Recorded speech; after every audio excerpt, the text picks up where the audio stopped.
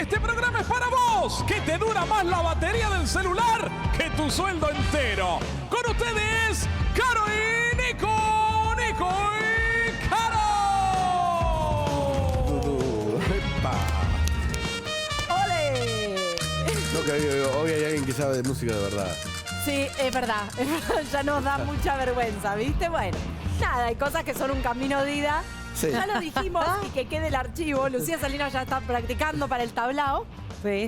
Pero te voy a decir una cosa, ya Sí. lo dijimos, esto termina con coreografía de No, Winiarski nunca. y nos retiramos No, vas a ver todos. que no. Despido con causa. Manda Winiarski al 2020. Exactamente. Sí. Bienvenidos a Esto es Bella y Bestia, ¿no? Exactamente, sí. Ayer te empezamos a contar cómo venía la semana, hasta ahora viene como dijimos y seguirá viniendo como dijimos. Así es, ellos pelean y mientras tanto todo sube, todo aumenta.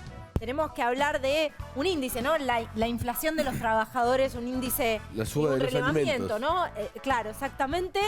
Para los asalariados, y hablamos de un porcentaje tremendo, 57% en los últimos 12 meses. Por supuesto, se esperan también las cifras oficiales, pero claramente hay algo que está sucediendo y que mientras tanto nos están entreteniendo con la interna, ¿no? Exactamente. Hoy pasaron cosas de vuelta con la pelea, pero vamos a enfocar en algunas que son las más relevantes. No en todo, porque ya está. ¿No? Ellos se pelean siempre. Vamos a contar otras cosas. Vamos a contar otras cosas. ¿Nos vamos a Pueblo General Belgrano o nos Adelante. venimos para acá para que nos cuenten de qué se trata? La Sí. historia que viene desde allí. Sí. Contalo vos. Sí, Mauricio Davico, ahí lo están viendo en cámara, está con nosotros, es intendente de esa localidad. Ha sido uno de esos intendentes que se animaron a bajar tasas municipales. Después nos va a contar cómo fue. Y esa despedir experiencia. gente. ¿Cómo? Despedir empleados también. Bueno, nada, bajar contratos, tengo entendido, algunas cuestiones que tienen que ver con la planta municipal, pero ya enseguida vamos a estar hablando Sí. de lo que eso significó. con Pero ese además mirá de dónde venía. A ver. Se ríe. Sí, te suena, obvio. Rafa, ¿no? Fue miembro Y las manitos bien ahí. una de las bandas preferidas de mi padre, por ejemplo. Rafa. ¿Preferida de Sí. Miguel Wiñaski? Sí. Pero, y esto es mientras lee Kant, Mientras manejo, estoy contando intimidades. ¿En Sí. ¿Qué tocabas? Bueno, ante todo, buenas noches. Buenas noches, Perdón, bienvenido. sí. Esto es así. Buenas noches, Caro, Nicolás y bueno, Lucía. Bueno. Tocaba lo que era percusión y bueno, y sobre todo el güiro o el rallador, como le decían, que siempre me cargaban. Sí. Pero bueno, fue la verdad una etapa muy linda de mi vida, donde tuve aprendí muchas cosas de la vida en general. Y bueno, aparte de conocer nuestro país, y bueno, si después querés te cuento más. Sí, Después después te- después te vamos a preguntar eso, cómo se va de la cumbia a la política Sí. o de los escenarios a la política, porque hay algo que empieza a emerger también Sí. cuando se abren nuevos espacios para figuras que vienen de otros ámbitos dentro de la política. Sí, yo te voy a preguntar después que si hay cosas similares entre la música, los escenarios y ser intendente. Ujú, así es. Sí. Y Tenemos. la dama patagónica, Lucía Salinas. ¿Cómo? Ah, Es un pero escape. esto es una provocación. Esto es una provocación.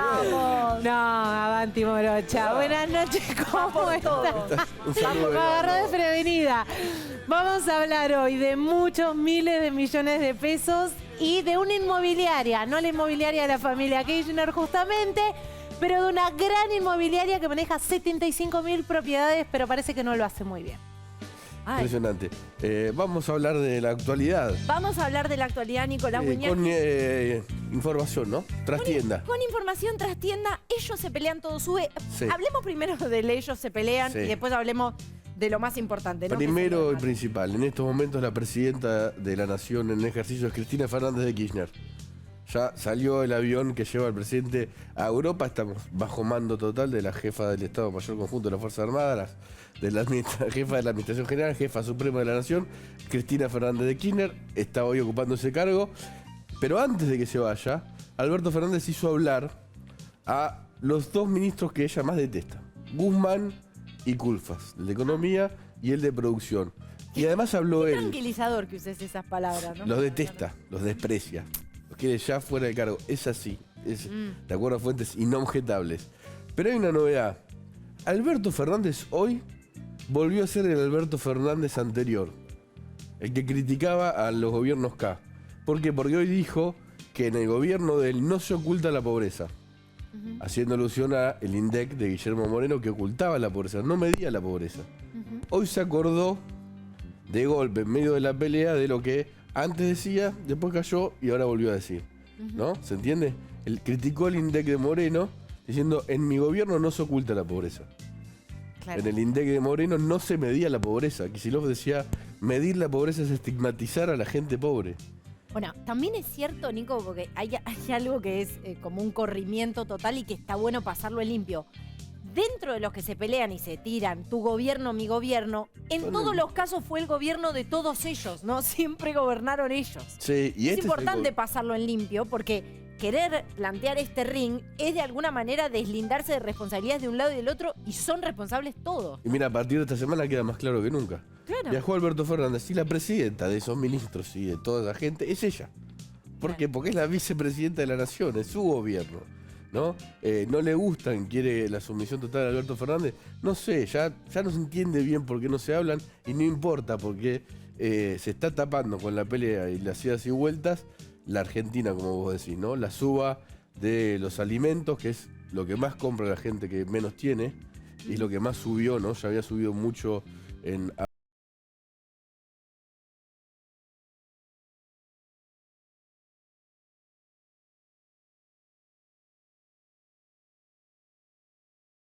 Porque es dificultades para muchísima gente en lo más básico, ¿no? Mira, te voy a leer los datos del informe de la UMED. La inflación de los trabajadores de abril superó el 57% en los últimos 12 meses, ¿no?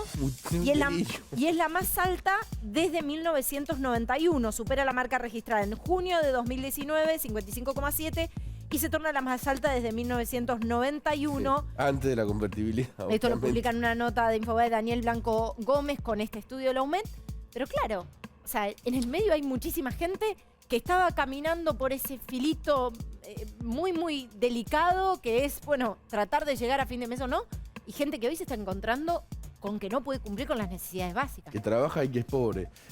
Vos pensás esto, toda la energía que gastó el propio gobierno, el oficialismo, en pelearse entre sí, o en tratar de sacar leyes contra la justicia o con cosas que tienen que ver con intereses políticos personales, ¿qué hubiese pasado si lo hubiesen puesto en hacer un plan para bajar la inflación, para combatir la pobreza? No se enojan nunca por el nivel de pobreza que hay o el de la inflación, no se enoja más entre sí por egos personales que por los problemas profundos de la Argentina. No, es más, no solo no se enojan con los problemas, se enojan con el termómetro, se enojan con los que miden. ¿Recordá vos?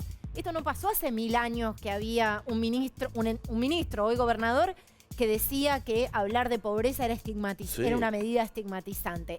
Esto que es pelearse con el termómetro es en definitiva asumir la impericia. Estaba intervenido el INDEC, la inflación era un dibujo, ¿no? Cristina Kirchner hizo alusión a la inflación en su acto el viernes, donde le entregaron un premio honoris causa a un rector procesado por lavado de dinero. Pero su INDEC no funcionaba adrede. Claro. Adrede, ¿no? Hoy lo recuerda Alberto Fernández, por eso digo, volvió a ser el Alberto Fernández que le pegaba a Cristina Kirchner. Muchas gracias. Por su gestión de nada. No sé si es un elogio. Lo toma como eso. Bueno, que el Alberto Fernández que se callaba todo, ¿viste? No decía, el INDEC estaba intervenido por Moreno. No lo decía antes, ¿no? Claro. Antes de asumir, mucho antes de asumir. Exactamente, no, ahora, bueno, cuesta ahora más, lo ¿no? vuelve a decir, no sé. Ahora lo vuelve a decir, pero ¿por qué es ese juego de tu gobierno, tugo-migo? Y en realidad es tugo siempre porque es el gobierno de todos ustedes que se están peleando entre sí para entretenernos con una interna como tanganeta para que no veamos lo que vemos todos los días cuando vamos al supermercado o cuando tenemos que salir a sortear la prueba de obstáculos que... Y solo estamos hablando de vivir, inflación, ¿no? De todos los otros problemas. Inseguridad, obviamente. Bueno, y que hablar combustibles, ¿no? Una nueva suba. Otra buena, sí, de las naftas. Y el pacto con el FMI que Cristina Kirchner quiere que se haga mal, ¿no? Eso también es extraño. Un costo altísimo tiene para el país. Sí. O sea, ojo que es presidenta. Sí, un país que ya de por sí tiene dificultades para acceso al crédito, con una piedra en el zapato, en este sentido, política. O sea, ya de por sí la Argentina tiene el problema de sus antecedentes, digamos, con el Fondo Monetario Internacional, pero con algunas gestiones que tienen que ver con la geopolítica y con las relaciones internacionales. Sí. Bueno, hay una posibilidad, una puerta que se abre. Y ahora la piedra en el zapato es política, tiene que ver con la interna, pero tiene un costo para generaciones de argentinos a los cuales les están hipotecando su futuro, porque si un país no tiene acceso a crédito, realmente es difícil pensar en desarrollo. Y si ¿no? un gobierno no gestiona, porque está frenado el gobierno, si el Congreso no legisla, porque también por todo este lío está de alguna manera paralizado el Congreso, estamos ya en mayo, ¿no? Y casi no sesionó el Congreso. Bueno, ¿qué va a pasar? ¿Va a ser así 2 años en la Argentina? Es bastante extraño, ¿no?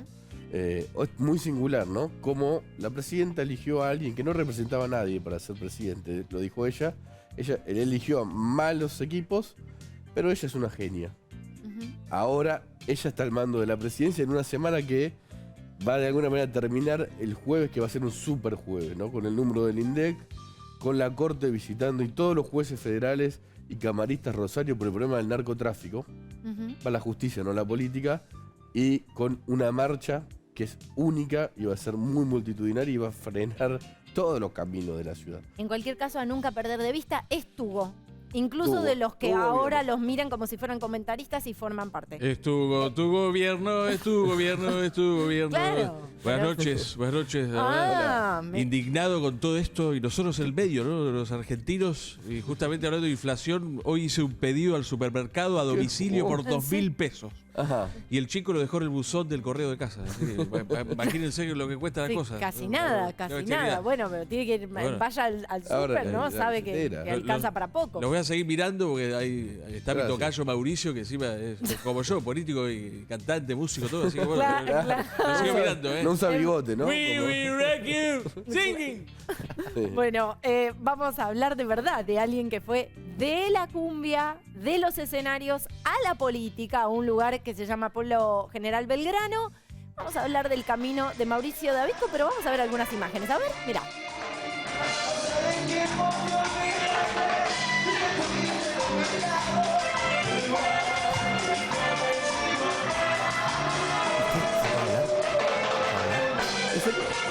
Sí, estamos ahí.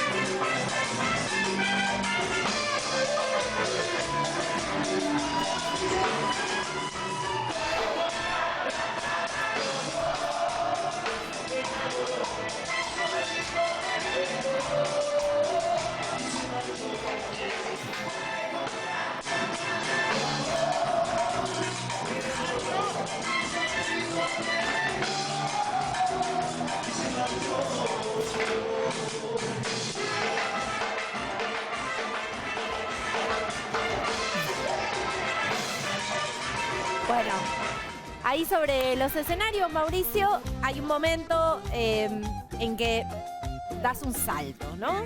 De eso, que era una banda... ¿Cuántos eran en Ráfaga? ¿Como 10? ¿12? Y la verdad que en vivo siempre los Rafa fueron 8 los originales. Claro. Y bueno, después siempre, como pasa en todas las bandas, siempre tienen músicos sesionistas y son 12, 13, 14.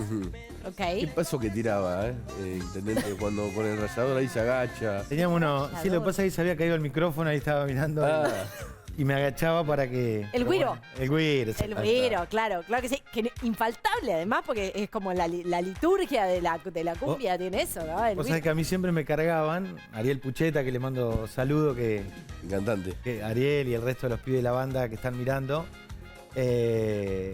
siempre me decían, o por ahí, Ariel, cuando íbamos de viaje a algún lado, me decían, che, el que lleva el instrumento más rasca que ayuda a los otros. O sea, me estaba chicaneando a mí. Y cuando estábamos en vivo, lo que decías vos, Caro, yo estaba tocando y dejaba de tocar. Y cambiaba Y cuando va la cumbia le sacás el... No, olvidá, no. A ver, hacelo de Será vuelta. más rasca, pero... Hacelo de vuelta, a ver. Ah, no, Muy bien, muy bien. Bueno, a ver, y en algún momento algo pasa, que me parece por algo que leí que viene de la mano también de viajar el país, de recorrerlo con esa banda que era una de las bandas éxito dentro del circuito y lo sigue siendo, de la cumbia. Hay algo que pasa que es la necesidad o el deseo de involucrarse ya yendo a su pueblo natal, ¿no? Sí, a ver, mirá, me pasaba cuando iba a diferentes lugares de Argentina o en otros países, que siempre la personal yo charlaba, viste, de hecho me decían el político de la banda, los pibes, porque Ajá. yo siempre hablaba con el mozo, el taxista, el seguridad del boliche, cuánto ganaban, cuánto era la mínima, el tema de la inflación, siempre me interesaron esos temas, ¿no? Y bueno, cuando tomo la decisión de volver a mi pueblo, poner una pyme de pilares de luz, y bueno, vi que podíamos realmente hacer algo, entonces que había cosas para cambiar. ¿Y eso cómo se hace? Involucrándose.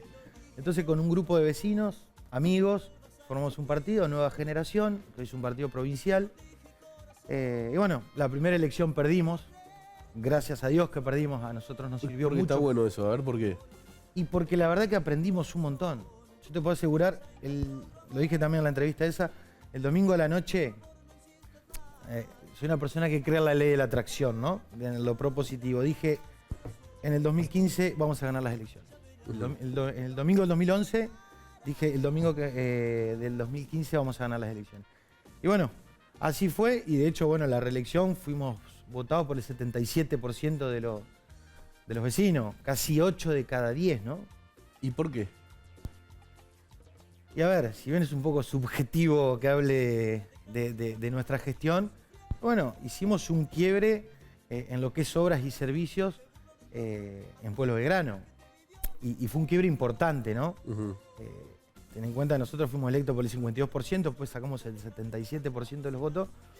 Y por el simple hecho de gestionar, de tener buena relación en ese momento con el gobierno nacional de Mauricio Macri, con el gobernador Gustavo Bordet, como tiene que ser.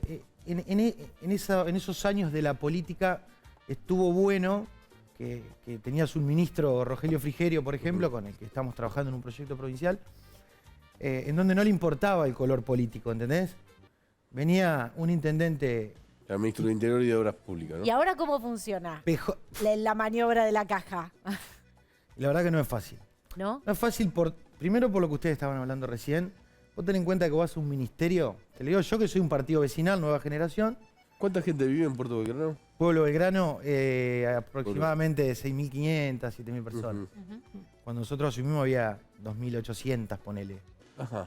Un crecimiento bastante importante por un montón de cuestiones, de que antes no había gas, pasó a tener gas, que lo trajimos desde el Corsódromo de Gualeguaychú a Pueblo Belgrano, una obra monstruosa por abajo del río, etc.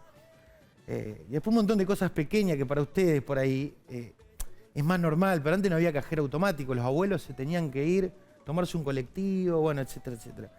Y un montón de cosas que hicieron esta transformación. Pero cuando vos vas a un ministerio, te encontrás que te dicen en los pasillos, mirá, el 1 es de la Cámpora, el 2 de Alberto Eso pasa así. y el 3 de Massa. Che, bueno, pero Es así. yo represento... sí, es así, Sergio, la verdad que Gracias, es así. crack. Y pónganse las pilas por el bien de los argentinos. Bueno, ¿no? Pero, ¿qué querés que haga, Mauri? y no sabes qué hacer y vos le decís, che, flaco, yo tengo que bajarle hora a mi pueblo, a la gente que paga sus impuestos. Cuando hablo de sus impuestos digo el IVA, todos los impuestos nacionales, etcétera. Y bueno, y están cruzados, no pasan todos los ministerios, ¿no? Sí. Pero pasa eso, el 1 de la Cámpora, el 2 de Massa, el 3 de Alberto. El gabinete loteado. Es el gabinete loteado. Es la fórmula para que nada funcione, para que no haya gestión. Es que termina pasando eso, y ustedes que son periodistas y que son de investigación también, estaría bueno que vean la subejecución que hubo en diferentes ministerios el año pasado. Subejecución. Eso le molesta mucho a Cristina. O sea, tenían, para que la gente entienda, tenían 100 pesos para gastar y gastaron en algunos 70, ministerios 60, o 40 menos también. Sí.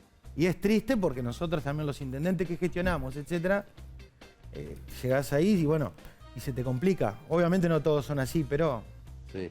Recién mencionaste los impuestos, dijiste IVA, porque otra de las cosas que se destaca de tu gestión es que bajaste o quitaste algunos impuestos.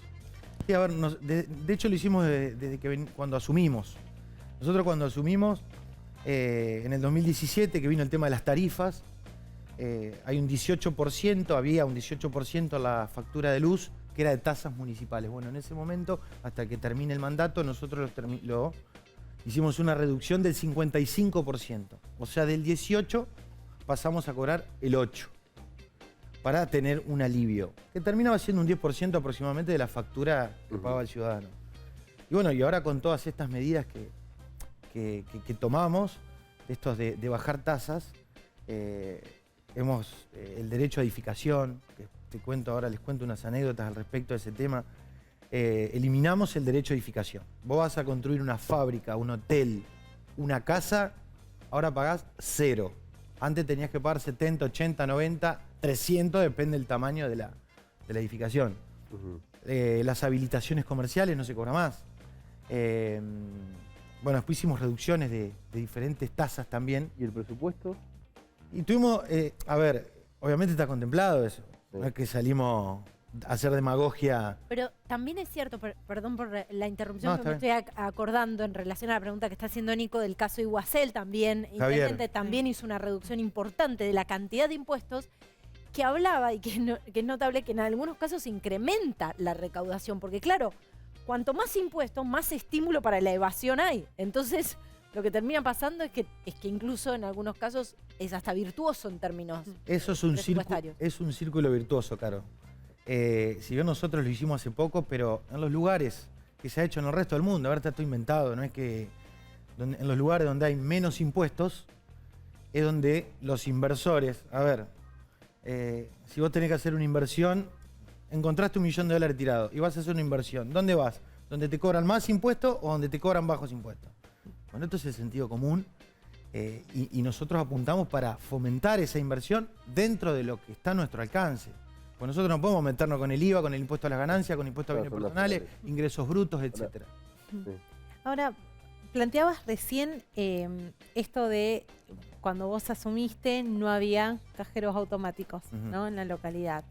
Esto de modificarle la realidad más cotidiana, más pequeña al ciudadano. Siempre decimos acá con Nico, con Caro, que somos todos observadores de una interna de poder que nada tiene que ver con las necesidades más acuciantes de la gente. Digo, algo de la dirigencia política terminó desvirtuándose para que dejemos de mirar, o para que ellos dejen de mirar en realidad, estas pequeñas cotidianidades que realmente le cambian la vida a la gente. No, a ver, totalmente, Lucía. Nosotros en la diaria lo hemos visto. Cuando nosotros pusimos un cajero automático, yo tengo amigos en diferentes puntos de Argentina, ¿no? Hice la publicación del cajero y la gente, pero literal, vos tenés en cuenta que se tenían que tomar un remis o un colectivo para ir a cobrar la jubilación de 2,50 mangos, ¿no? Y hoy caminan 3 cuadras y lo tienen, y amigos de diferentes lugares, che, un cajero. Claro, acá en Capital tenés cajero cada 10 metros. Ahí no había. O no había ambulancia, por ejemplo. Entonces Pero es mirar las necesidades de cada ámbito, de cada localidad, finalmente. Y también lo que, en relación a esto que vos decís, que la política en general, o los gobernantes, o la política en general, están en esas cuestiones de internas, de cargos, de etcétera, y termina siendo, yo siempre lo ejemplifico, hacé de cuenta que ves un partido de tenis y está, o un River Boca, en donde está el oficialismo y la oposición, donde se están tiroteando y la gente está así mirando, ¿no? Y cuando termina el partido dice, che, ajá, ¿y los problemas cotidianos que tenemos nuestros? Sí, pero mientras tanto no es que estás en la platea sentado cómodo, estás saltando vallas, te roban la billetera. Te vienen cascotes, te roban la billetera, perdiste el celular, te están prestando uno, el otro salió con la bicicleta a repartir y también le roban. Así como hay una clase dirigente, como hay argentinas desacopladas en cuanto a la realidad de buena parte, no quiero generalizar porque yo creo que el todo es lo mismo, es muy dañino, pero así como hay una parte de la dirigencia que está desacoplada de esa Argentina de los problemas latentes y urgentes, también hay algo que sucede en el interior de nuestro país y que para muchos de nosotros son realidades. Digo, si no ejerciéramos el periodismo, si no nos tocara, por fortuna, poder viajar y conocer esas realidades, muchos desconocemos que tenemos compatriotas que hoy no acceden a facilidades muy básicas y muy fáciles de proveer, ¿no? Como esto que decías del cajero automático. Sí, no, totalmente. Y Entre Ríos, que relativamente es una provincia que no es como otras provincias que están mucho peor, que no acceden al agua potable, ¿no? Eso, la verdad... Formosa, Chaco. Eso a cualquier ser humano con un poquito de sentido común le genera, o por lo menos a mí me genera ira eso, ¿no? Y entiendo cuando la gente está enojada con los políticos, políticos en general, porque se ve esto del tiroteo permanente y mientras tanto vos ten en cuenta que conozco jubilados que ganan 30 y pico de mil pesos, ¿no? Y tenemos dirigentes que te hablan de la igualdad, de las igualdades en general, pero por ahí lo hacen con la panza llena, ¿no? Llegan a fin de mes y cobran 2,5 palos de jubilación. Sí. Y pidiendo la igualdad para esto que ganan 30 y pico de mil pesos. A ver, pero estaba leyendo también en una entrevista reciente que decías, bueno, hablabas de los referentes políticos, hablabas de la afinidad con Rogelio Frigerio, ¿no? Una persona que se sabe tiene una aspiración en Entre Ríos que tiene que ver con la política provincial. ¿Y qué pasa a nivel nacional? ¿Quién representaría hoy un proyecto político de cara a 2023 o el liderazgo de un proyecto político de cara a 2023?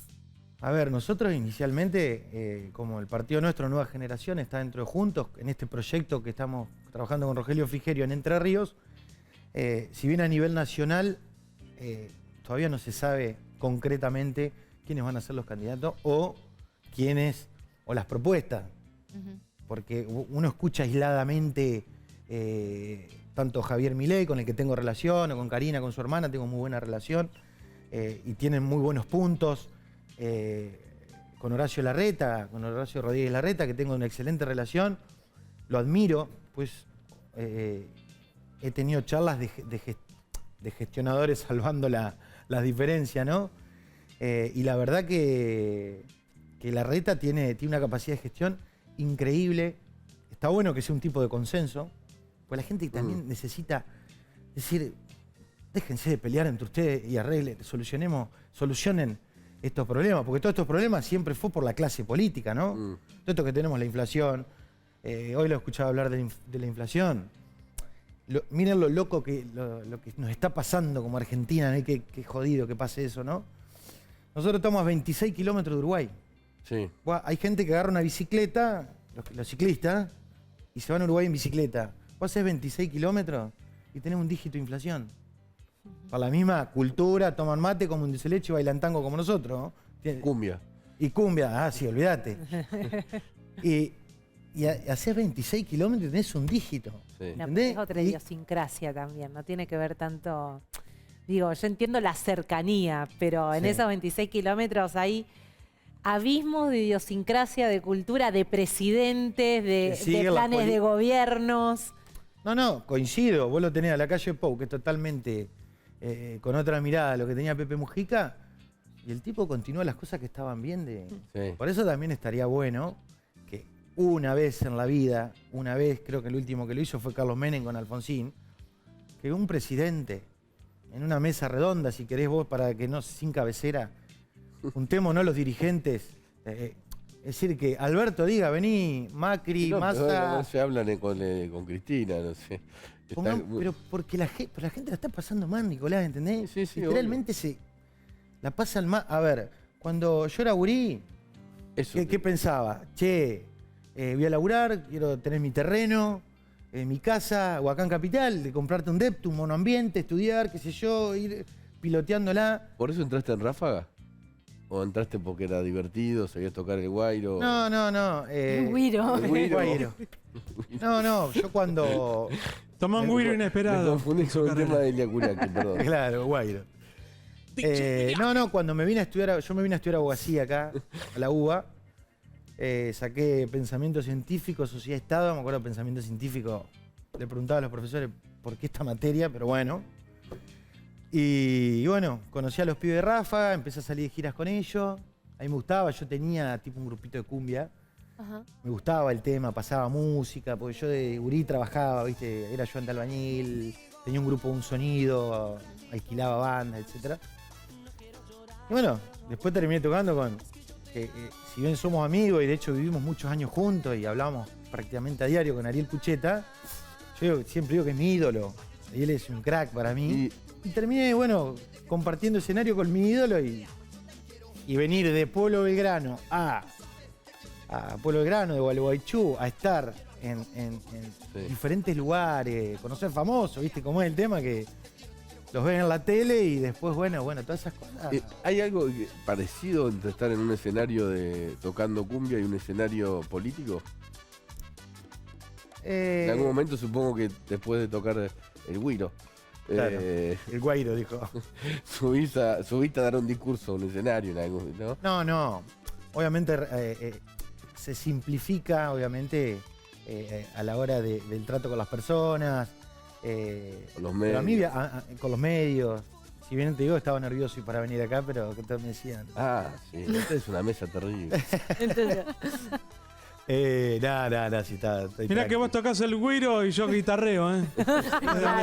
Pueden hacer un grupo. pueden hacer- Pensamos diferente, pero bueno, podemos compartir un escenario. Tengo una pregunta, pero la voy a dejar picando porque tenemos un momento especial. Pero la pregunta es si, porque recién decías que con tus amigos de la cumbia compartiste escenario, pero ¿qué pasa a la hora de hablar de política? ¿Te separaste de algunos amigos? Porque hay muchos artistas que quizás sienten afinidad con proyectos políticos que te quedan por ahí más lejos de las ideas que vos reivindicás. ¿Te pasó eso? ¿La contesto ahora? Espera, porque tenemos un mensaje muy lindo y recién lo mencionaste a él, así que mejor vamos a escuchar primero el mensaje y después me contestas. Hola a todos, ¿cómo les va? Bueno, quiero saludar a mi hermano, a mi amigo Palito, que está dándole ahí con todo desde hace mucho tiempo, después de los escenarios que hemos recorrido juntos. Te quiero felicitar, mandarte un fuerte abrazo y saber que bueno, siempre todo lo que haces lo haces de corazón. En nombre de todo el grupo Ráfaga, Palito, te mando un beso grande, a todo el equipo, lo mejor para ustedes y pronto nos vemos. Es mi ídolo. ¿Por qué es tu ídolo? Ahora qué chabón jodido diría. Pues le digo, capaz que me acompañás, le digo, porque nos vemos muy seguido. No, me dice, mirá, no puedo, estaba complicado literalmente. Y había hablado con una de las chicas para que mande un saludo. No puedo, porque me quede la compañía, qué sé yo. Bueno, no te preocupes, Ariel. El político parecía él en ese momento. Bueno, Y no, era por esta sorpresa. mirá vos. lo lograron desde la producción, Sí, Gianni pero mirá vos. y Toti. ¿Qué pasa con las ideas políticas? ¿Qué pasa con esos hermanos de los años, los 20 y pico o los 30 y pico, pero los 20 y pico me imagino, años de facultad? ¿Qué pasa cuando hay que discutir de política en los asados? No, mirá, yo siempre trato. Tengo amigos que son kirchneristas, por así decirlo, para marcar y de diferentes partidos, ¿no?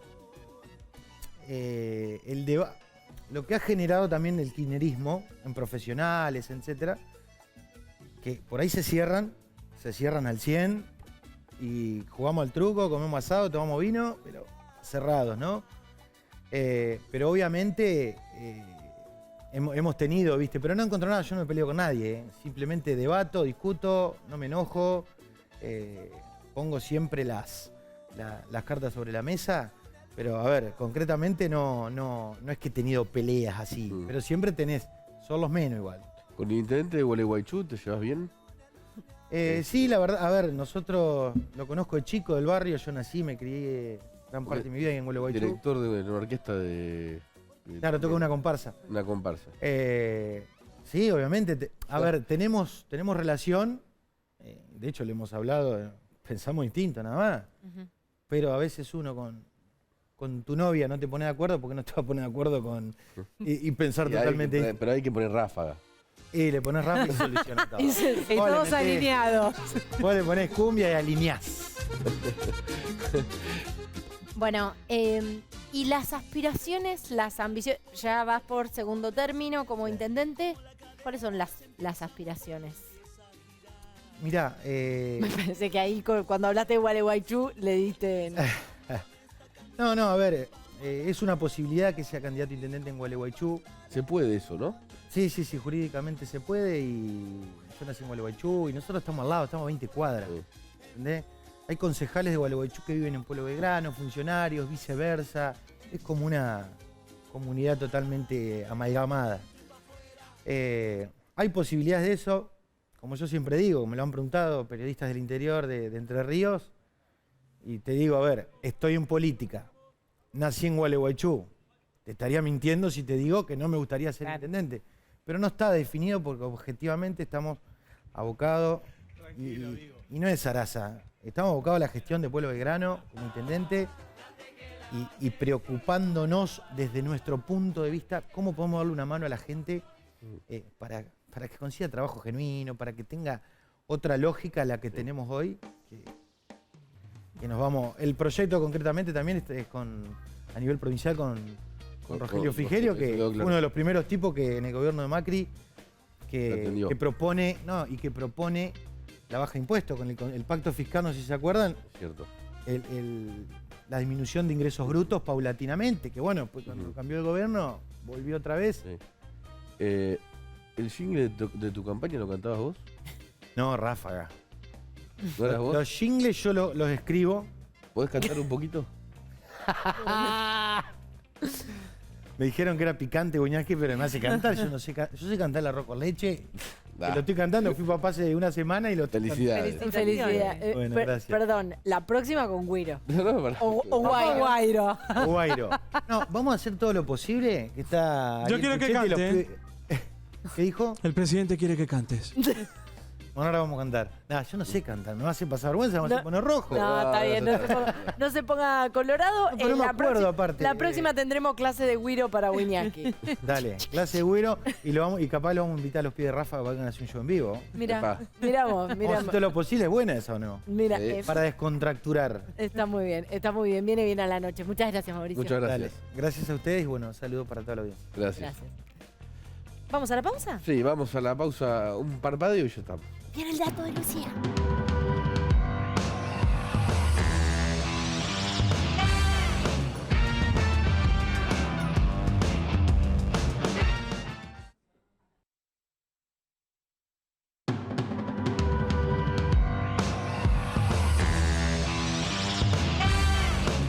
Estoy acá al lado de Huesos, pero no voy a hacer ningún chiste porque voy a hablar de algo que es serio. Después de el intendente y un poco de Ráfaga, vamos a hablar de lo que está pasando con el narcotráfico. Porque hay novedades que son graves y que tal vez no tuvieron la difusión que tendrían que haber tenido. Desde la cárcel de Seiza, Complejo Federal 1 penitenciario, la ex mujer del pájaro cantero, Lorena Verdún, generó un gran impacto en Rosario. ¿Por qué? Porque rompió una regla o rompió, una cuestión de relaciones que hasta ahora no ocurrió. Y que puede generar tal vez un escenario feo y que cambie realmente cómo se está viendo y se está informando sobre el narcotráfico en Santa Fe y en Rosario en particular. ¿Qué hizo? En una carta que mandó desde la cárcel, criticó y le echó la culpa de las muertes del narcotráfico y de otras muertes, y hasta de la corrupción, a 3 periodistas.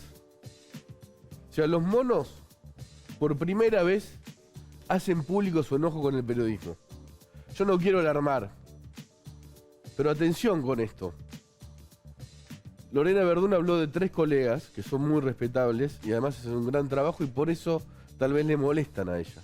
Insisto, no lo voy a decir textual, pero ella les echó la culpa a los periodistas de que hay muertes en Rosario, que hay corrupción y que hay perejiles en la cárcel. Tal vez lo haya dicho por ella en un acto de defensa. Pero mencionó a 3 colegas.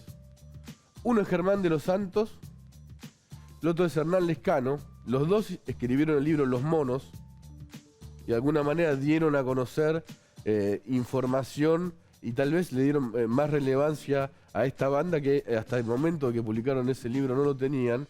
Germán de los Santos trabaja en La Nación, Hernán Lescano en la capital de Rosario, y hablaron también de Roberto Caferra, nuestro colega de Radio Mitre y de Radio 2. Atención con esto, el gobierno reaccionó, el gobierno de Santa Fe reaccionó. Yo no digo que el periodismo sea más que cualquier otro ciudadano de Santa Fe, pero algo está pasando entre el narcotráfico y el periodismo en la ciudad, porque por ejemplo, además de esto, que por supuesto tal vez asusta, es nuestro trabajo.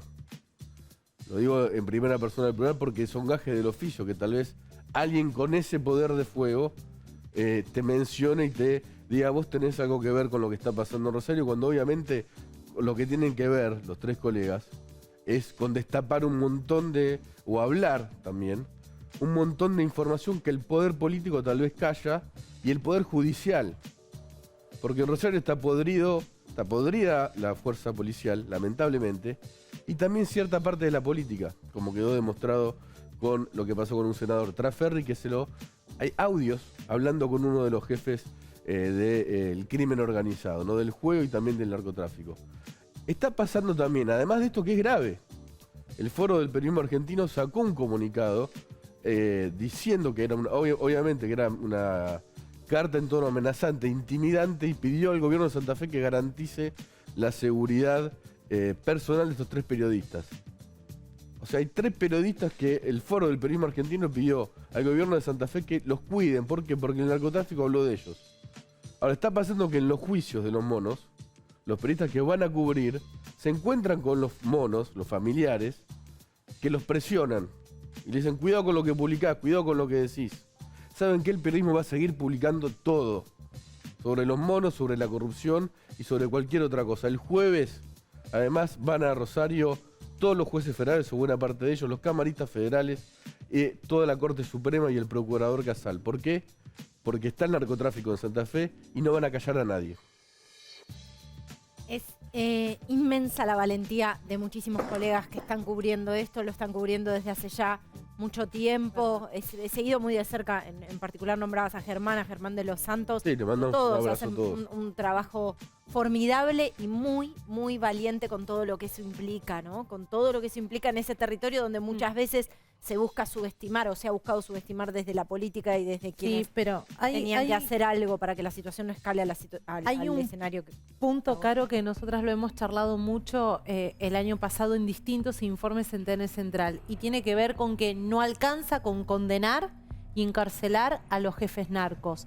Todos ellos operan, mantienen sus organizaciones criminales, el manejo de fondos y las directivas desde penales federales.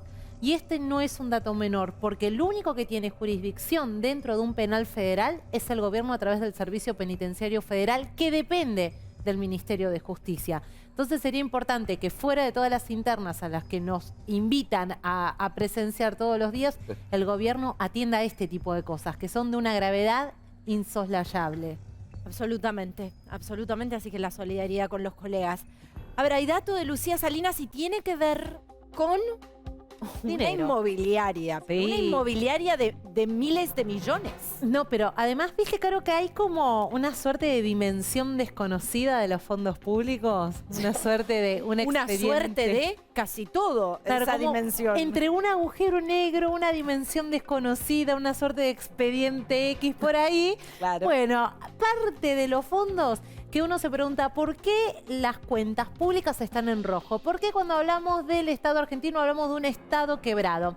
Entre otras cosas y entre otras muchísimas razones, porque hay dinero que no se entiende muy bien a dónde va. Y les quiero contar hoy parte de ese dinero. A ver. Una suerte de inmobiliaria que tiene el gobierno. Le decimos una suerte porque no es un negocio inmobiliario en sí mismo, pero es un organismo que depende del jefe de gabinete, en este caso de Juan Mansur, que administra nada más ni nada menos que 75.000 propiedades a lo largo y a lo ancho del país. Mira vos. 75.000 propiedades, casas, terrenos, lo que se te ocurra. Muchos de esos bienes son bienes de la corrupción, que la justicia los recupera y le dice a este organismo que se llama Agencia de Bienes del Estado, administralos. Hasta acá ya es un número importante. 75.000 propiedades, algunos de ellos bienes de la corrupción, un organismo del Estado que tiene que velar por no solo el recupero de activos, sino también la correcta administración, es decir, mantenerlos, que tengan un buen destino, saber dónde están, porque qué importante que si vos te dedicas a administrar algo, sepas físicamente dónde está. Sí. Bueno, pero hay 18... Hay bienes, Lu, que se han convertido en chatarra. Exactamente, bienes que se han convertido en chatarra, que se han convertido en basura y que cuestan dinero porque hay personal policial que tiene que custodiarlos, galpones que se tienen que alquilar para el resguardo de eso que ya no tiene ningún tipo de valor económico. Pero hay otro número, hay 18.000 propiedades sin clasificar. No se sabe qué son, dónde están, quiénes las usan, si alguien las está subalquilando, si alguien está haciendo algún negocio. Cuando vos decís propiedades no es un dos ambientes contrafrente microcentro. No, a veces son campos, estancias. Campos. Claro. 18.000 en todo el país. que Eso no se sabe, y aparte le preguntaron a distintos organismos del Estado, ¿qué inmuebles usan ustedes? ¿Qué propiedad? La respuesta Che, fue, ejército, ¿dónde están? tampoco saben ellos. Vos le preguntás a un ministerio, ¿cuántos edificios tenés vos? ¿Cuáles alquilás? ¿Cuáles son titularidad del Estado? Típico de los organismos. Ahora, te voy a hacer una Sabe. pregunta que es como medio en toda esta ingeniería y agujero negro, por ahí es medio complejo y por ahí tiene que ver con todo un entramado que mantiene el agujero Sí. negro muy, muy oscuro y opaco. Pero ¿quién se encarga de auditar? Porque a mí si me están Bueno, faltando ahí vamos. 18.000 sobre Bueno. 75.000, digo, No, pero, chico, alguien ah, de mínima no está haciendo bien el Excel. Exactamente, y la novedad fue esa. Una auditoría interna del propio organismo le dijo al director de la Agencia de Bienes del Estado, al señor Consentieron, que... perdón. No, sí. ¿Sí? Ah, pensé que lo había dicho mal, que No, puede no. pasar. No. Ahí está, Le dijo que Perdón. no había un plan de relevamiento de propiedades a un organismo que se encarga de relevar propiedades y administrarlas. Dijo, señores, Un revoleo. no tienen un... Pero además, el documento al que nosotros accedimos dice, no tiene ni un plan a mediano, a corto ni a largo plazo. Y si usted quiere cumplir objetivos, primero tiene que tenerlos.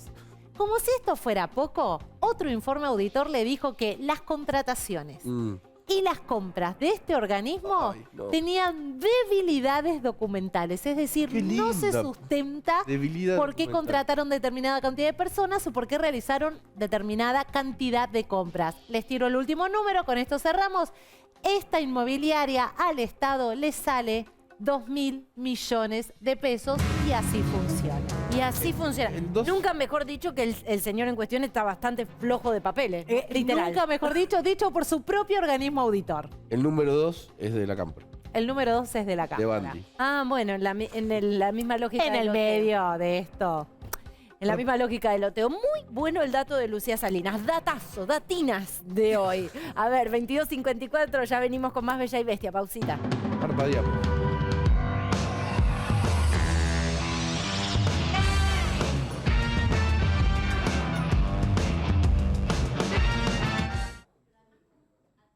¡Arriba! A ver, las chicas. Sí, esto es DJ Winiaki, el número 1 de las consolas. No. El que estabas esperando. No. El que te hace levantar de la cama. El que una vez se puso a tararear el bolero Sabor a Nada y lo terminaron hisopando. Es DJ Winiaki en vivo. Gracias. Es obvio, ¿no? Hoy hablamos Sí, obvio. de la pelea de Cristina Kirchner y Alberto Fernández. Estaban todos esperando de que diga otra cosa. ¿Vos qué tema pondrías, Lucía? Hoy- Salinas. Sí, pondré este tema. Pondré este tema. ¿Caro? No, yo pondría, fue como una ráfaga tu amor, porque fue como una ráfaga tu amor, en el sentido de que No, ese siempre primer fue mentira. momento de lo nombro para ponerlo en mi lista, para encabezar mi lista, y el desamor vino rápido, ¿no? Hemos coincidido. ¿Sí?